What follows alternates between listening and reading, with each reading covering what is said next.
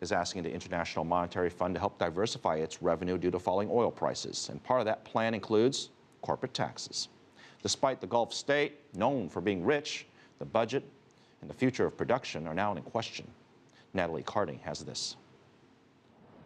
Kuwait is blessed with an abundance of oil, producing nearly 3 million barrels a day. Yet, the country has done little to diversify away from its economic dependence on it, meaning falling oil prices have the potential of devastating this small nation. The price of Kuwaiti crude has plummeted from around $103 a barrel last year to about $50 a barrel currently. Despite its small geographic size, Kuwait is a giant in the oil and gas industry. It makes up roughly 60% of its gross domestic product and 95% of its export revenues.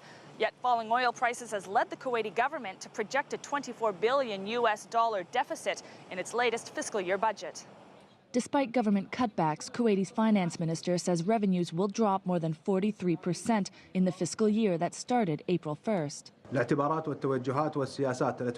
The considerations, dimensions, and policies used in preparing the budget draft for the fiscal year had to face the consequences of the sharp decline of oil prices in global markets.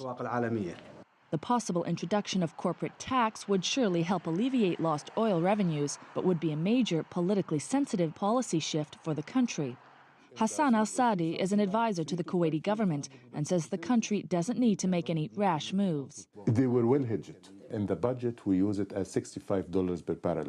At the time, it was sold for something like 110 in the market. So we're making something like almost $45 to $50 extra per barrel for something like 4, 5, or 6 years. This accumulated money became like a reserve. We use the service to balance the budget. Kuwait sold much of its oil on the futures market at the old higher price.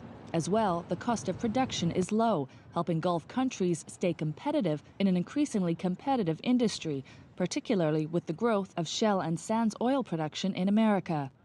Prior to the price drop, Kuwait decided to boost capacity 25% to 4 million barrels a day by 2020, to be on par with regional rivals like Iran, Iraq, and the United Arab Emirates. However, even with all things considered, Kuwait recently acknowledged that goal is unlikely to be met, raising the possibility of the country's first ever corporate tax.